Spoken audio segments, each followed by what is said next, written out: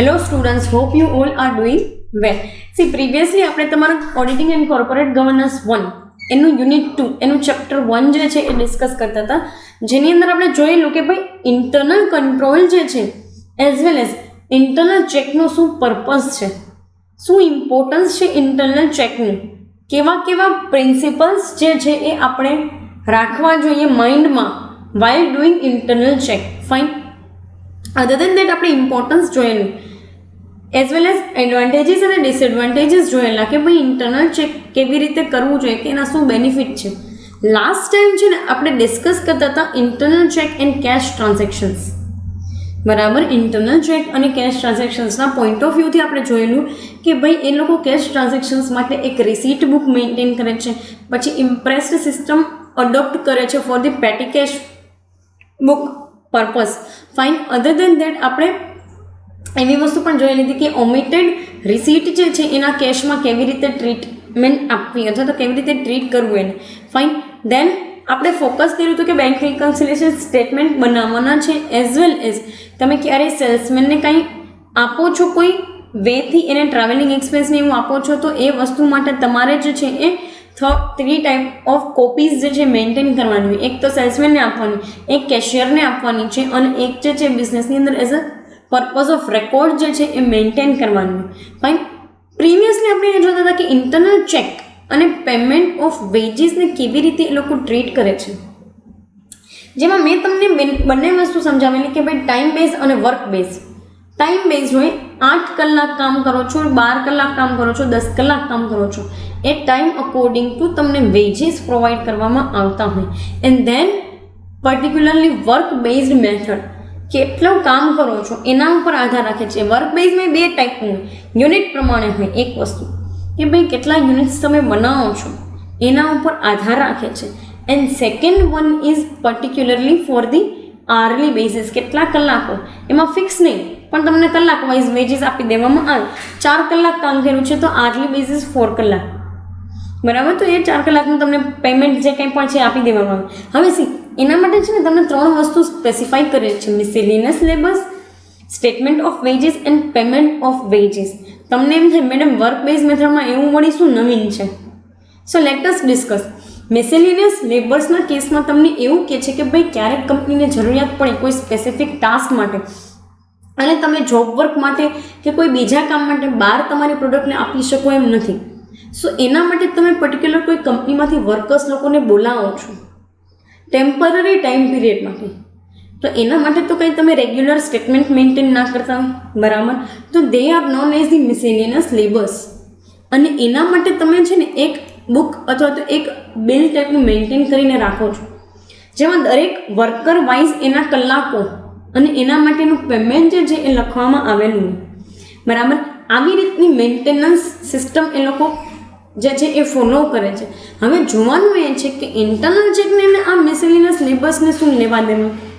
તો માની લો કે મિસેલિનિયસ લેબર્સ જે લોકો માટે તમે વેજીસ પ્રોવાઈડ કરો છો એ યુઝ્યુઅલી જે રેગ્યુલર વેજીસ હોય એના કરતાં ઓછા હોય. તો ઘણી વખત છે ને ઇન્ટરનલ ચેક માટે આનો પર્પઝ એ છે કે ઘણી વખત મેનિપ્યુલેશન થાય, એટલે કે કરે શું, જે કંઈ પણ મેન્ટેન કરવાવાળો વ્યક્તિ તો કે કોઈ વ્યક્તિને 500 આપ્યા છે એના બદલે 700 લખી નાખે છે. તો આવા મિસઅપ્રોપ્રિએશન થાય, જેના લીધે ઇન્ટેન્શનલી પ્રોફિટ જે છે ઓછો બતાય, સીધી વસ્તુ છે તમારું પેમેન્ટ વધારે બતાય છે. તો આવા મેનિપ્યુલેશન્સ અટકાવવા માટે એ લોકો આ ઇન્ટરનલ ચેક સિસ્ટમની અંદર મિસેલિનિયસ લેબર્સના રેકોર્ડ મેન્ટેન કરે છે. ફાઇન. અધર ધેન દેટ આવા રેકોર્ડ જ્યારે મેન્ટેન કરવામાં આવે ને એના નીચે ઓથોરાઇઝ પર્સનની સિગ્નેચર કરે, પછી એ સુપરવાઇઝર છે, ફોરમેન છે કે production manager it self signature કરે છે. એ આખી અલગ વસ્તુ છે, એ તો એમ ડિપાર્ટમેન્ટ મેનેજરનો પોતાનો પ્રશ્ન છે, બટ એના નીચે ઓથોરાઇઝ પર્સનની સિગ્નેચર કરવામાં આવે, જેથી કરીને કંપનીમાં જ્યારે કંઈ પણ એવી સિચ્યુએશન આવે કે મિસઅપ્રોપ્રિએશન આવે છે તો તમે એ વસ્તુને ડિટેક્ટ કરી શકો કે સિગ્નેચર આ વ્યક્તિએ કઈ રીતે, તો હવે એને પકડો. ફાઇન. સો એ મેનરની અંદર તમને આપેલું છે. નેક્સ્ટ તમને કહે છે statement of veggies. Statement of veggies અને ઇન્ટરનલ ચેકને શું લેવા દેવું, તો કે સ્ટેટમેન્ટ ઓફ વેજીસની અંદર પર્ટિક્યુલરલી જે છે એ પ્રોપર મેનરની અંદર મંથલી જે છે એ સ્ટેટમેન્ટ પ્રિપેર કરવામાં આવે, જેમાં લેબરનું નામ, કેટલા કલાકો કામ કરે છે, કેટલું એનું ડેઇલી વેજીસ છે, બરાબર. અધર દેન ધેટ કેટલું એને ઓવરટાઈમ આપેલું છે, કેટલા ડિયરનેસ અલાઉન્સ આપેલા છે, અધર દેન ધેટ કેટલા પર્ક બેનિફિટ આપેલા છે. ફાઇન. પર્ક બેનિફિટ, તમે પર્ક ચોકલેટ સાંભળી છે, બરાબર, એ જ એનો સ્પેલિંગ થાય છે PERK, but perks benefit it means કે ઘણી વખત છે ને કંપની એના હ્યુમન રિસોર્સિસને મેન્ટેન કરી રાખવા માટે અમુક એક્સ્ટ્રા બેનિફિટ્સ આપતા હોય, બરાબર. અને આ એક્સ્ટ્રા બેનિફિટ્સ જે છે એ લોકોને રાખવા માટે આપવામાં આવેલા. સો ઇન ધેટ કેસ એ પર્ક બેનિફિટ્સ જે છે એ આ સ્ટેટમેન્ટની અંદર ડિસ્કસ કરવામાં આવે છે, આ સ્ટેટમેન્ટની અંદર મૂકવામાં આવે છે. ફાઇન. ફાયદો એનો ખાલી એ જ છે કે તમને તમારી પાસે દરેક વસ્તુનો રેકોર્ડ રહે. ઇન્ટરનલ ચેકની અંદર બેનિફિટ શું છે, તો કે જ્યારે પણ ઇન્ટરનલ ચેક માટે કોઈ પણ ઓડિટર્સ લોકોને એવા લોકો આવે, બરાબર, એને ડેટાની જરૂરિયાત પડે છે તો તમે એ જે છે એ ડેટા પ્રોવાઈડ કરી શકો છો. તમારી પાસે સ્ટેટમેન્ટ હોય તો તમે એ ડેટા પ્રોવાઈડ કરી શકો છો. બીજી એક વસ્તુ, આવા સ્ટેટમેન્ટ ઓફ વેજીસ જે છે ને એ મંથલી બેઝિસ ઉપર or 3 monthly, 6 monthly or particularly yearly basis ઉપર બનાવવામાં આવે છે. That is entirely depend upon the company and its system. પણ મોર ઓવર જે છે ને એ સ્ટેટમેન્ટ મંથલી જ બનાવવામાં આવતા હોય. શું કામ? કારણ કે ઇન્ટરનલ ચેકમાં તમારો મેઇન પર્પઝ જ એ છે કે તમે મંથ વાઇઝ ટ્રાન્ઝેક્શન્સ જોતા જાઓ, જેથી કરીને at the end of the year તમારે જે છે એમ કોઈ બર્ડનસમ ટાસ્ક ન આવે, તમારા ઉપર કોઈ બર્ડન નથી આવતું. ફાઇન. સો એ મેનરની અંદર તમને કીધેલું છે કે ભાઈ પર્ટિક્યુલર સ્ટેટમેન્ટ્સ જે છે એ મંથલી બેઝિસ ઉપર બનાવતા હોય. નેક્સ્ટ તમને કહે છે કે પેમેન્ટ ઓફ વેજીસ. તમને એમ થાય કે મેડમ પેમેન્ટ ઓફ વેજીસને આ ઇન્ટરનલ ચેકને શું લેવાનું? તો એક વસ્તુ કહી દો કે તમારા પેમેન્ટ ઓફ વેજીસ જે છે ને એનો રેકોર્ડ મેન્ટેન કરવો બહુ જરૂરી છે. ફાઇન. એનો રેકોર્ડ મેન્ટેન કરવો અતિશય જરૂરી છે. શું કામ? કારણ કે ઘણી વખત છે ને તમે તમે જે છે એ આવરલી બેઝિસ ઉપર આપતા હોય, કલાકો ઉપર. ઘણી વખત તમે ડેઇલી બેઝિસ ઉપર, એક દિવસ ઉપર આપતા હોય. ઘણી વખત તમે વર્ક ઉપર એટલે કે યુનિટ્સ ઉપર આપો છો.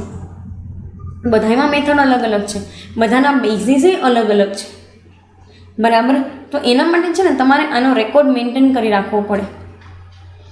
એક વેજ બુક તરીકે તમે એની અંદર મેન્ટેન કરીને રાખી શકો છો કે કયા લેબરને કેટલું ડેઇલી બેઝિસ ઉપર મળ્યું, કયા લેબરને કેટલું આવરલી બેઝિસ ઉપર કલાકો ઉપર મળેલું છે, અને કયા લેબરને જે છે એ પર્ટિક્યુલર કામ ઉપર યુનિટ્સ ઉપર મળેલું છે. ફાયદો તમને આનો શું થશે તો કે જ્યારે પણ ઇન્ટરનલ ચેકની અંદર કોઈએ પણ કાંઈ મિસઅપ્રોપ્રિએશન કર્યું હશે તો તરત જ ડિટેક્ટ થઈ જાય, તરત જ ખબર પડી જશે કે આ મિસઅપ્રોપ્રિએશન આ જે તે વ્યક્તિ છે એણે કરેલું છે. કારણ કે દરેકનો રેકોર્ડ તમારી પાસે મેન્ટેન છે, દરેક વસ્તુ તમારી પાસે અવેલેબલ છે. સો એના બેઝિસ ઉપર તમે રેકોગ્નાઇઝ આસાનીથી કરી શકશો. યસ ઓર નો? બરાબર. સો એ મેનરની અંદર તમને વેજીસ આપેલું છે. ફરી પાછું તમને 3 વસ્તુ જેટલી પણ છે એ કહી દઉં છું. યુઝ્યુઅલી બિઝનેસની અંદર આને તમે as an important part discuss કરી શકો છો. શું કામ ઇમ્પોર્ટન્ટ પાર્ટ તરીકે તમને કહું છું તો કે છે ને આ પેમેન્ટ ઓફ વેજીસ જે છે ને એ યુઝ્યુઅલી ડેઇલી બેઝિસ ઉપર કરવામાં આવતું હોય છે. એટલા માટે આપણે કેશ ટ્રાન્ઝેક્શન્સ અને કેશ સેલ્સની સાથે એને લીધેલું છે. સમજો છો તમે મારી વાત?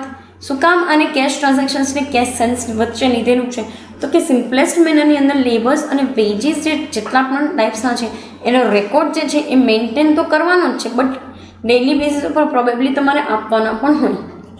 ફાઇન. સો એના લીધે તમને કીધેલું છે કે ભાઈ આને ઇન્ટરનલ ચેકને બહુ સારા એમાં જે છે એ લેવા દેવા છે. ફાઇન. નેક્સ્ટ તમને પાર્ટ આપેલો છે internal check and cash sales of stores department. Internal check આપેલું છે in terms of cash sales of stores department.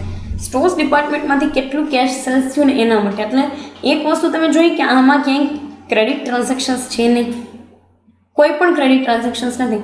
આમાં તમને જો કોન્ટ્રાડિક્શન હોય કે મેડમ ક્રેડિટ ટ્રાન્ઝેક્શન્સ તો કોઈ દી હોવું જ ન જોઈએ, કેમ કે આ કોઈ ટ્રાન્ઝેક્શન નથી, આ કોઈ કસ્ટમર સાથે જોડાયેલ ટ્રાન્ઝેક્શન્સ નથી કે જેમાં તમે લેબર લોકોને એમ કહો કે આ વખતે મારા ઉપર તમે પગાર ઉધાર રાખી દો, આવતા મહિને હું તમને દઈ દઈશ. એવું ક્યાંય સાંભળ્યું છે તમે?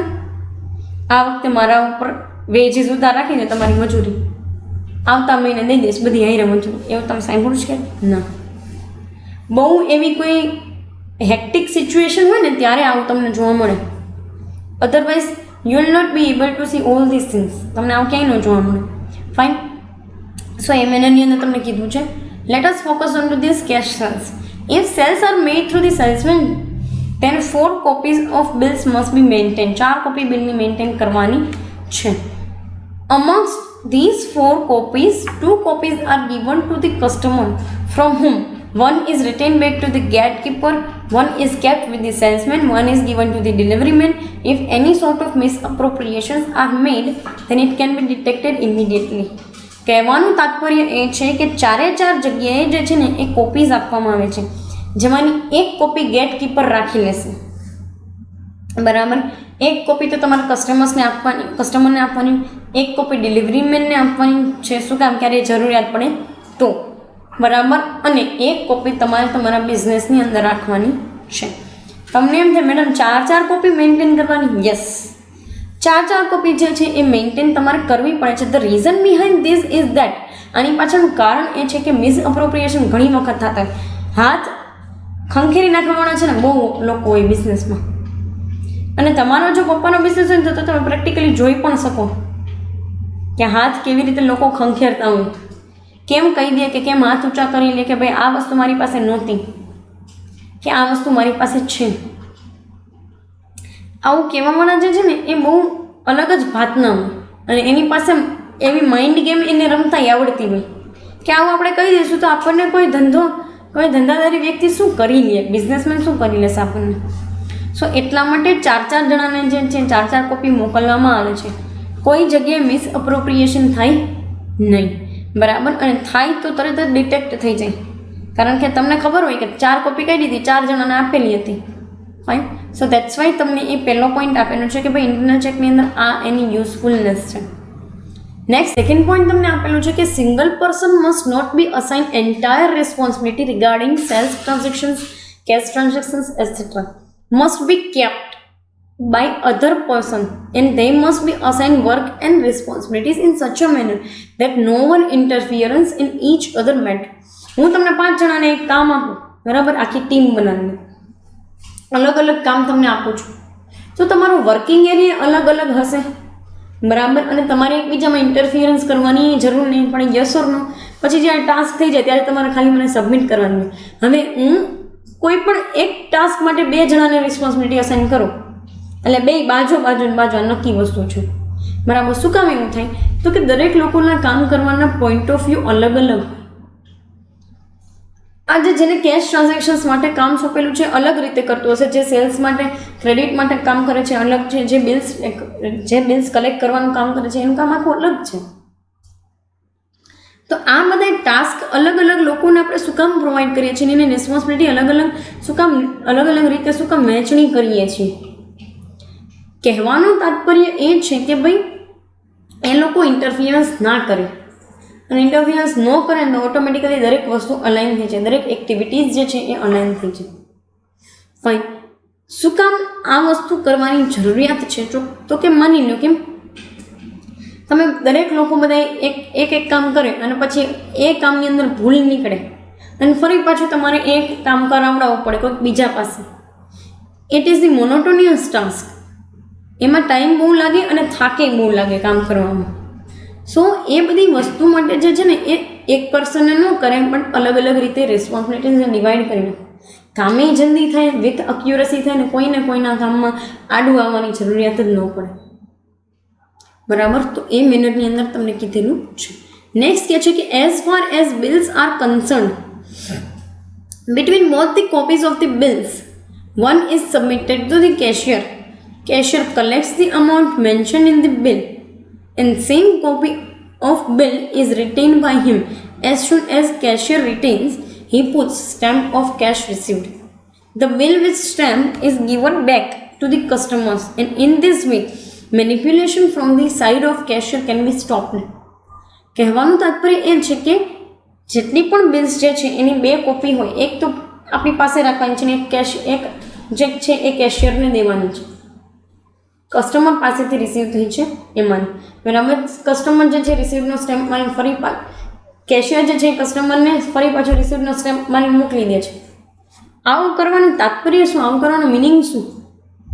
તો કે બિલ જે છે એની અમાઉન્ટ મળી ગઈ તો સામેવાળા વ્યક્તિને એક સિક્યોરિટી રહે ને કે ના ભાઈ બિલની અંદર કેશ રિસીવનો જે કાંઈ પણ છે એ સિક્કો મરાઈ ગયો છે, એનું સ્ટેમ્પ જે છે એ મરાઈ ગયું છે.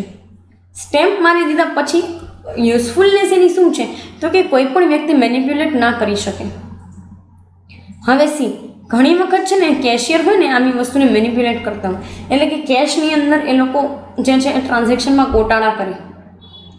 આવી બધી વસ્તુ તમને નોર્મલી ગવર્મેન્ટ ઓફિસીસ અને ગવર્મેન્ટ બેંક્સની અંદર બહુ જોવા મળે. નાની નાની કટકી કરવામાં આવતી હોય, જેને તમે કહો છો કટકી કરી લીધી. શું કામ? કારણ કે એ લોકો જે છે આવી રીતે પૈસા લઈ લેતા હોય. ફાઇન, તમે એમાં ભાઈ તમે ખાસ કરીને આવી બધી કચેરી જુઓ છો ને, ગવર્મેન્ટની કચેરી, માલ મકાન વિભાગની એવી બધી વસ્તુઓ, ત્યાં તો આવું બહુ જોવા મળે તમને. એક વ્યક્તિ પાસે તમે જાઓ, એ તમારી પાસેથી પૈસા લે, બીજા પાસે જાઓ, એ તમારી પાસેથી પૈસા લઈ લે. શું કામ? તમે ક્યારે પૂછ્યું છે તમારી પાસેથી એવી રીતે પૈસા લે તો? I am talking about on the basis of my life experience. મને એ વસ્તુનો જે છે ને અનુભવ થઈ ગયો છે. એક વ્યક્તિએ 50 રૂપિયા માંગ્યા, આપણે લીધા, પછી પાછો બીજો વ્યક્તિએ 50 રૂપિયા માંગી, એ કામ માટે. તો શું આપણે કોઈ બુદ્ધિ વગરના છીએ કે આપણને ખબર નથી પડતી? એટલે મેં પૂછ્યો એ વસ્તુ માટે પ્રશ્ન કે ભાઈ કેમ તમે હમણાં તો 50 રૂપિયા લીધા પેલા ભાઈએ, હવે પાછા કેમ તમે 50 રૂપિયા લ્યો છો? એટલે એણે એવી આર્ગ્યુમેન્ટ કરી કે આ ટાસ્ક બીજું છે. એટલે મેં કીધું કે ટાસ્ક કોઈ બીજું નથી, એણે સિક્કો મારવાનું તમને કામ સોંપ્યું છે. તો પૈસા તો ને ઓલરેડી લઈ લીધા છે, જેનું કામ એને કરેલું નથી, તમને સોંપેલું છે, સો વાય ધીસ. એટલે પછી એમની પાસે કોઈ આન્સર નહોતો. સો તમે બી તમારી સાથે જો એવું ક્યારેય થાય છે, સો પ્લીઝ એવું પૂછો તમે, બિકોઝ ધીસ ઇઝ નેસેસરી. એ લોકો કરતા શું હોય તો કે આવી 50-50ની કટકી કરી લે, એક વસ્તુ જે છે એનો રેકોર્ડ દેખાડી દે કેશ રિસીવડ અંદર, અને બીજા 50 રૂપિયા જે છે ને એ ભાગે પડતા વેચી નાખતા હોય એ લોકો બે જણા વચ્ચે. પછી at the end of the month આવા કેટલા લોકો એની પાસે કામ કરાવવા આવતા હોય, તો at the end of the month તો એ 50, 20, 10 રૂપિયામાં ભેગા થઈને 2000, 3000નો વકરો કરી લેતા હોય, જેમાંથી 1000, 1500 બે ભાગમાં આવતા હોય લઈ લે. સો એવી ગેમ રમાતી હોય છે. તો કહેવાનો મતલબ એવું છે કે પર્ટિક્યુલર બિઝનેસની અંદર આવું મેનિપ્યુલેશન થતું હોય, એટલા માટે તમારે છે ને ધ્યાન રાખવું પડે ને. આ બધા જે કાંઈ પણ સ્ટેમ્પ જે છે એવું એ બધી વસ્તુ મારીને પ્રોપરલી સાઇન, ઓથોરાઇઝ પર્સનની સાઇન કરીને જ મૂકવી જોઈએ, જેથી કરીને ક્યારેય એવી મેનિપ્યુલેશન ડિટેક્ટ થાય પણ છે તો તમે એ વ્યક્તિને પકડી શકો. Fine, and this is really basic thing, બહુ બેઝિક એવું ફિનોમિના છે, બરાબર. સો એ મેનરની અંદર કહે છે. નેક્સ્ટ કીધું છે ઇન્ટરનલ કંટ્રોલ. તમારો નેક્સ્ટ પાર્ટ જે છે ને આખો ઇન્ટરનલ કંટ્રોલ ઉપર છે.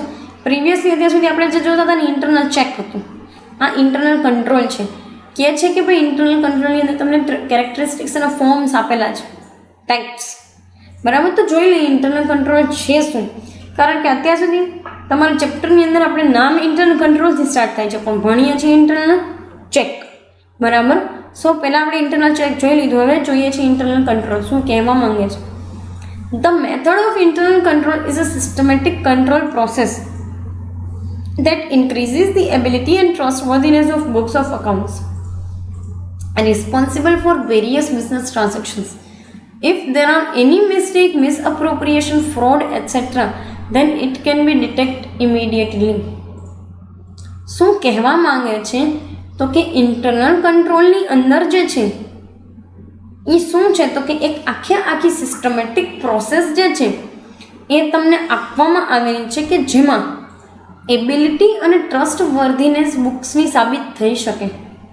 કેવી રીતે તો કે તમે જે છે આ ઇન્ટરનલ કંટ્રોલ રાખો છો, જેમાં આગળ આવશે કેરેક્ટરિસ્ટિક્સની અંદર કેવી રીતે.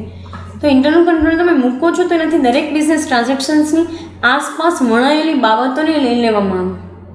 મિસ્ટેક, મિસઅપ્રોપ્રિએશન જે કાંઈ પણ થાય છે ઇમિડિયેટલી જે છે એ ડિટેક્ટ થઈ જાય. કારણ કે જેટલા પણ ડિપાર્ટમેન્ટ્સ જે છે એના વાઇઝ કામકાજ કરવામાં આવે છે. ડિપાર્ટમેન્ટ વાઇઝ આવી કંટ્રોલ મેનરની અંદર વસ્તુઓ મૂકવામાં આવે છે, અને જેટલા ડિપાર્ટમેન્ટ વાઇઝ આપણે આવું કંટ્રોલ મેનરની અંદર વસ્તુઓ જોઈએ છીએ, બરાબર, એની પોતાની એક યુઝફુલનેસ છે. દરેક ડિપાર્ટમેન્ટના પોતાના એક ડેટા હોય, કલેક્શન હોય છે, ડેટા વાઇઝ ડોક્યુમેન્ટેશનનું કલેક્શન હોય છે, તો એ ઇઝી પડે કોઈ પણ વ્યક્તિ માટે કંટ્રોલ કરવું, યસ ઓર નો? અને આવા કંટ્રોલનું જે કાંઈ પણ છે ઇમ્પોર્ટન્સ શું છે, તો કે અત્યારે એ મિસ્ટેક, મિસરિપ્રેઝન્ટેશન કે ફ્રોડ ડિટેક્ટ થઈ ગયું તો at the end of the year તમારે કોઈ પણ પ્રોબ્લેમ ફેસ ન કરવા પડે. નહીં તો પછી તમારે એક્સટર્નલ ઓડિટના ટાઈમે તમારે દરેક વસ્તુ ફેસ કરવી પડે. And sometimes if you are doing any malpractices in your business, તો પછી ઓડિટરે ના પાડી દે કે ના, I am not going to sign your particular books of accounts. બરાબર? So this is the thing. અને એ વસ્તુ માટે તમારે ઇન્ટરનલ કંટ્રોલ બહુ જરૂરી છે. ઇન્ટરનલ કંટ્રોલનો બેનિફિટ એ છે કે ડિપાર્ટમેન્ટ વાઇઝ જ કરતા હોય અને દરેક ડિપાર્ટમેન્ટનો ડેટા તમારી પાસે હોય, ડોક્યુમેન્ટેશન પણ હોય અને રિસીટ ને એવી જે કોઈ પણ વસ્તુ છે એ અવેલેબલ હોય. Yes or no? Fine. So એ વસ્તુ તમને યુઝફુલ રહે તમારા માટે. નેક્સ્ટ તમને કહે છે કે in comparison two internal audit and internal check, concept of internal control is broader one. The assets employed in the business can be protected easily by the internal control system. કહેવાનો મતલબ ખાલી અને ખાલી એટલો છે કે ઇન્ટરનલ ઓડિટ અને check કરતાં બ્રોડર વેની અંદર આપેલો છે. બરાબર? આનો કન્સેપ્ટ જે છે એ વાઇડર કન્સેપ્ટ છે અને એ મેનરની અંદર જે છે એ આ લોકોએ આપેલું છે. Let me tell you one thing. એક વસ્તુ હું તમને કહી દઉં કે ઇન્ટરનલ કંટ્રોલ જે છે એ પર્ટિક્યુલરલી જે છે એ કોઈ પણ બિઝનેસ કંટ્રોલ સિસ્ટમની એક ભાગ છે. બિઝનેસ કંટ્રોલ જેમ હોય ને એનો એક ભાગ છે ઇન્ટરનલ કંટ્રોલ, અને એના અંદરમાં ઇન્ટરનલ ચેક અને એની અંદરમાં ઇન્ટરનલ ઓડિટ આવે છે. Yes or no? Fine. So internal audit પછી ઇન્ટરનલ ચેક, પહેલાં તો ચેક સ્ટેટમેન્ટ એવું બધું કરવામાં આવે, સાથે સાથે ઇન્ટરનલ ઓડિટ પણ કરવામાં આવે. Then comes to internal control. બરાબર? પછી દરેક વસ્તુ ઉપર આ વસ્તુ જોવામાં આવે છે. And it is broader way, કારણ કે આ બંને વસ્તુ જે છે એ આના અંડરમાં જ કરવામાં આવે. પહેલાં જ ઇન્ટરનલ કંટ્રોલ, પછી જે કાંઈ પણ છે ઓડિટ ને ધેન ચેક. ફાઇન. આમ જોવા જાઓ તો ચેક, પછી ઓડિટ અને પછી ઇન્ટરનલ કંટ્રોલ. સો એ મેનની અંદર તમને આપેલું છે. કેરેક્ટરિસ્ટિક્સ કહે છે ભાઈ ઇન્ટરનલ કંટ્રોલના કેરેક્ટરિસ્ટિક્સ શું છે. પહેલું તમને કહે છે કે પ્લાનિંગ બાય મેનેજમેન્ટ. કંટ્રોલ મેનેજમેન્ટની અંદર એક એલિમેન્ટ આવે કંટ્રોલ. તમે પોસ્ટ કોર્પ ભણેલા છો. પોસ્ટ કોર્પની અંદર CORBમાં સી એટલે કંટ્રોલ આવતું તમારે. What is the purpose of C? સીનો પર્પઝ સીધો સાધો એટલો જ થાય છે કે મેનેજમેન્ટ જે છે ને એ કેવી રીતે કેટલા કંટ્રોલ્ડ મેનરની અંદર છે. લોકો મન પડે એમ એક્ટિવિટીઝ કરવા માંડે કે મન પડે એમાં કામકાજ કરવા માંડે તો ભેગું થાય ન થાય. બરાબર? તો પ્લાનિંગ બાય ધી મેનેજમેન્ટે એ વસ્તુનું પ્લાનિંગ કરવું પડે કે કેવી રીતે આપણે એક્ટિવિટીઝ જે છે એની અંદર ડેટા કલેક્શન કરશું, ડેટાને કમ્પાઇલ કરશું. બરાબર? પછી જોશું કે કયા ટ્રાન્ઝેક્શન્સ કેશ છે, કયા ક્રેડિટ છે, શેના માટે સ્ટેટમેન્ટ પ્રિપેરેશનની જરૂર છે, શેના માટે સ્ટેટમેન્ટ પ્રિપેરેશનની જરૂર નથી. ડોક્યુમેન્ટ્સ મંગાવી લ્યો, whether it is from the side of customers or it is side from the supplier or it is side from the company's own internal departments. તો એના માટે પ્લાનિંગ કરવું પડે કે કેવી રીતે મંગાવશું. સો ધીસ કેવી રીતે ઇઝ રિયલી ઇમ્પોર્ટન્ટ. અને એ પ્લાનિંગ જે છે એ મેનેજમેન્ટનો એક હિસ્સો છે. ત્યાંથી જ દરેક વસ્તુ જે છે એ કરવામાં આવે છે, ત્યાંથી જ દરેક કંટ્રોલ જે છે એ કરવામાં આવે છે. ફાઇન. સો એ મેનરની અંદર તમને કીધું છે. નેક્સ્ટ કે છે effective control procedure. Most of the companies જે છે ને ફેલિયર શું કામ ગણાતી હોય છે? કારણ કે એની પાસે ઇફેક્ટિવ કંટ્રોલ પ્રોસિજર નથી હોતી. ક્લોઝ જે કાંઈ પણ તમારે કંટ્રોલ કરવા માટે પ્રોસિજર જોઈએ, અમુક છે ને તમારે કંટ્રોલ મેનેજ માટે અમુક પોલિસીઝ ને અમુક રૂલ્સ રેગ્યુલેશન્સને એવી પ્રોસિજર્સ મૂકવી પડે. શું કામ એવી અમુક પ્રોસિજર્સ, રૂલ્સ, રેગ્યુલેશન્સ, પોલિસીઝ મૂકવી પડે? The reason behind these policies and all these things is that કે તમારે હકીકતમાં માર્કેટની અંદર જો કોઈ વસ્તુ તમારે મંગાવવી છે કે તમારે માર્કેટમાં કોઈ વસ્તુ વેચવી છે તો એક મેનરની અંદર થઈ. બાકી તો મને મન પડે એમ હું કરું અને તમને મન પડે એમ તમે કરો તો રામ રાજ્ય ને પ્રજા સુખી, એવું તો ચાલે નહીં ને બિઝનેસ એક્ટિવિટીની અંદર. કારણ કે હકીકતમાં રામ રાજ્યને પ્રજા સુખી કરવા જઈએ તો આપણે થઈ જઈએ દુઃખી. શું કામ? કારણ કે નિયમ છે કે જે વસ્તુ રૂલ્સ રેગ્યુલેશન્સ અકોર્ડિંગ ટુ ન ચાલે ને એમાં લોકો જે છે ને એ પોતાની સ્વતંત્રતાને સ્વચ્છંદતા સમજવા માંડે. બિઝનેસમાં આવું પોસાય નહીં, નહીતર બધી વસ્તુ વિખરાય જાય. હું મન પડે એમ કરું, કેશિયર મન પડે એમ કરે, બીજા ડિપાર્ટમેન્ટનો મેનેજર એને મન પડે એમ કરે. સો અમુક પ્રોસિજર જે છે ને તમારે એની પાસે ફોલો કરાવડાવી જ પડે કે વર્કર્સ લોકોનું આ ટાસ્ક છે એને આના સિવાય અબાઉ ધીસ કાંઈ વસ્તુ કરવાની હોય નહીં.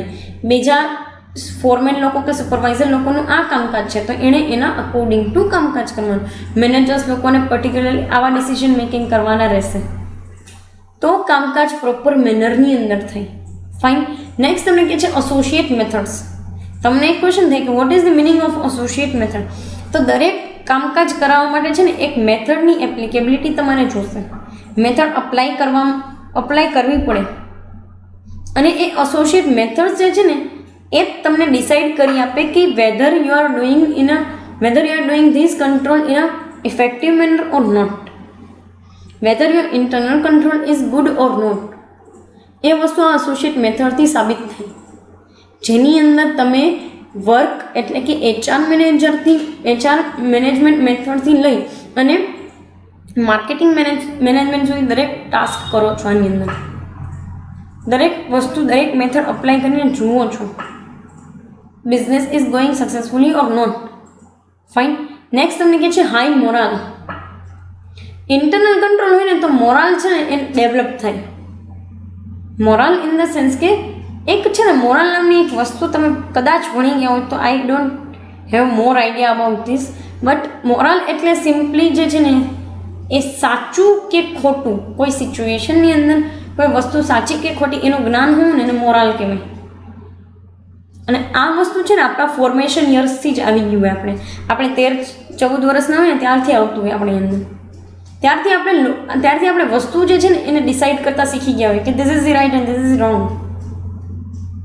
તો ઇન્ટરનલ કંટ્રોલ જે છે ને એ મોરલ ડેવલપ કરવા માટે બહુ હેલ્પફુલ થાય. કારણ કે લોકોને ખબર હોય કે આપણે કામ કરેલું છે ને એ અપર ઓથોરિટી ચેક કરશે, બીજા ઓર્ડિનન્સ ચેક કરશે કે બીજા લોકો જેટલા પણ આપણી સાથે કામ કરનાર છે એ તમામ લોકો ચેક કરશે. ચેક થશે ને હું આમાં ખોટો નીકળીશ તો મારી રેપ્યુટેશન શું? બરાબર ને? તો એ હાઈ મોરલ જે છે એ ઇન્ટરનલ કંટ્રોલની અંદર જોવામાં આવે છે.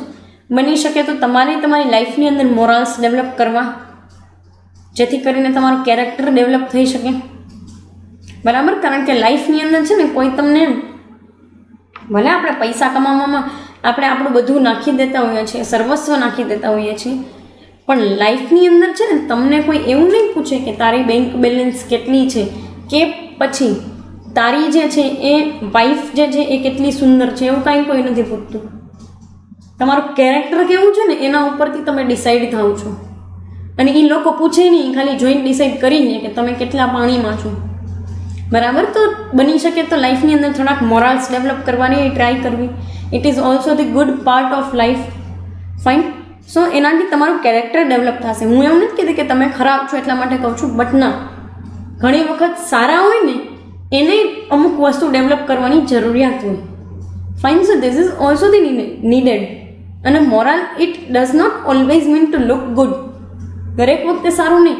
ક્યાંક ખોટું થાય છે તો ખોટા માટે કહેવું એ પણ એક મોરલ છે કે ભાઈ અહીંયા ખોટું થાય છે and you are doing something wrong. Fine. So this is also the moral. So એ પોઈન્ટ ઓફ વ્યૂથી કહે છે કે એમ્પ્લોઈઝ લોકોના મોરલ જે છે એ ડેવલપ થાય. બરાબર? નેક્સ્ટ તમને છે ને એક પાર્ટ આપ્યો છે forms of internal control. Organisational control એની અંદર તમને આપેલું છે. What is the purpose of organisational control? તમને શું લાગે? તો કે ભાઈ દરેક ડિપાર્ટમેન્ટથી લઈ અને લેબર સુધી દરેક લોકોનું કંટ્રોલિંગ કરવામાં આવે ને that is known as the organisational control. તો ઇન્ટરનલ કંટ્રોલનું એક ફોર્મ એ છે કે તમે આખા ઓર્ગેનાઇઝેશનને જ કંટ્રોલ કરો, જેમાં સીઈઓથી માંડી લેબર લોકોના બધા જ ક્લાસના લોકો જેટલા પણ, બરાબર, અપર ટુ બોટમ ક્લાસ, બધા ક્લાસના જેટલા પણ એમ્પ્લોઈઝ છે બધાને મોનિટર કરવામાં આવે. એના ટાસ્ક એઝ વેલ એઝ એની એક્ટિવિટીઝ જેટલી પણ છે એને મોનિટર કરવામાં આવે. તો એ પણ એક ફોર્મ છે ઇન્ટરનલ કંટ્રોલનું. બરાબર? જેનાથી તમે જે છે ને એ આખા ડિપાર્ટમેન્ટ એની પોલિસીસને એના જેટલા પણ રૂલ્સ રેગ્યુલેશન્સ વાઇઝ તમે છે ને ઇફેક્ટિવ મેનરની અંદર એને કરાવડાવી શકશો કંટ્રોલ. ફાઇન. નેક્સ્ટ તમને કીધું છે અકાઉન્ટિંગ કંટ્રોલ. કોસ્ટ કટિંગ કેમ કરવું, કેવી રીતે માર્કેટિંગ એક્ટિવિટીની અંદર પૈસા બચાવવાથી માંડી અને કેવી રીતે પ્રોડક્શન એક્ટિવિટી જે છે એને કેરી કરી જવી. These parameters are known as accounting control. તમને એવો ક્વેશ્ચન થાય કે મેડમ અકાઉન્ટિંગ કંટ્રોલ? યસ, બરાબર. તો અકાઉન્ટિંગ કંટ્રોલના પર્સપેક્ટિવથી કીધેલું છે કે હા, તમે તમારા ખર્ચાઓને કેવી રીતે કંટ્રોલ કરો છો, કેમ તમારી ઇન્કમ જે છે એનું મેનેજમેન્ટ કરો છો. ઇન્કમ મેનેજમેન્ટ કરવાથી લઈ અને તમે માર્કેટિંગ એક્ટિવિટી સુધી અથવા તો રિઝર્વ મેન્ટેન કરવા સુધી કેવી રીતે તમે જાઓ છો ને, this is also known as the accounting control, which is the also form of the internal control. બરાબર. એટ લાસ્ટ તમને કહે છે કે એડમિનિસ્ટ્રેટિવ કંટ્રોલ. સી, તમને એમ થાય એડમિનિસ્ટ્રેટિવ કંટ્રોલ, હા, એક્ટિવિટીઝ કેમ મેનેજ થાય છે ને અને કેમ પૈસા જે છે એ તમે મેનેજ કરો છો ને, this is known as the administrative control. કારણ કે એડમિનિસ્ટ્રેટિવ કંટ્રોલમાં એ બધી વસ્તુ આવે છે. શું? તો કે રિસોર્સિસ કેમ મેનેજ કરવા, કેવી રીતે કયા રિસોર્સને ક્યાં અરેન્જ કરવા. કારણ કે ઘણી વખત તમે ખોટી જગ્યાએ રિસોર્સ અરેન્જ કરો ને તો એ પૈસા બહુ વધારે લાગી જતા હોય તમને. સો એ કન્ટેક્સમાં તમને કહે છે કે ભાઈ એડમિનિસ્ટ્રેટિવ કંટ્રોલ જે છે it is also needed. Usually admin કંટ્રોલની અંદર ઓફિસને રિલેટેડ કામકાજ હોય છે. બરાબર. But sometimes it is effective to control your account as well as effective to control particular your labors things, control your other expenses such as buildings depreciation. બિલ્ડિંગને સારી રીતે સાચવો તો ડેપ્રિસિએશન ઓછું લાગે. મશીનરીનું ડેપ્રિસિએશન કેમ તમારે કંટ્રોલ કરવું. બરાબર. તો દરેક વસ્તુ ઓર્ગેનાઇઝેશનલ, અકાઉન્ટિંગ અને એડમિનિસ્ટ્રેટિવ કોઈ પણ આમાંથી તમે કંટ્રોલ કરો છો ને, this is the beneficial for whole organisation. આખા તમારા ઓર્ગેનાઇઝેશન માટે બેનિફિશિયલ છે. બરાબર. પર્ટિક્યુલર આ સેશનની અંદર મેં તમને ઇન્ટરનલ કંટ્રોલ જે છે એ ડિસ્કસ કરાવ્યું, એઝ વેલ એઝ આપણે ઇન્ટરનલ ચેક અને કેશ સેલ્સને રિલેટેડ ટ્રાન્ઝેક્શન્સ જે છે એ વસ્તુ પણ ભણ્યા. ઇન્ટરનલ કંટ્રોલ જે છે ને એ બ્રોડર કન્સેપ્ટ છે. ફરી પાછું તમને કહી દઉં છું, just for the sec of little bit revision. Internal control જે છે ને એ પર્ટિક્યુલર મેનરની અંદર તમારા બિઝનેસ માટે બહુ યુઝફુલ વસ્તુ છે. અને આના કરતાં બ્રોડર સેન્સની અંદર છે તમે કેરેક્ટરિસ્ટિક્સ જોયા કે મેનેજમેન્ટમાં એક ભાગ છે, પ્રોસિજર્સ, પોલિસીસ, જેટલું પણ ફ્રેમ જે છે એની અંદર આવે છે. એસોસિએટ મેથડ થ્રુ તમે એ વસ્તુને મૂકો છો બિઝનેસની અંદર, મોરાલ ડેવલપ કરવા માટે હેલ્પફુલ છે. બીજું આપણે જોઈએ ઓર્ગેનાઇઝેશનલ, અકાઉન્ટિંગ ને એડમિન કંટ્રોલ. ત્રણેય વેથી તમે ઇન્ટરનલ કંટ્રોલ કરી શકો છો. One of the most important part of your curriculum. Fine. Next coming સેશન્સની અંદર ડિફરન્સ જોશું ઇન્ટરનલ ચેક ને ઇન્ટરનલ કંટ્રોલનું. પર્ટિક્યુલર આ સેશન માટે આપણે અહીંયા સુધી રાખીએ. Thank you so much.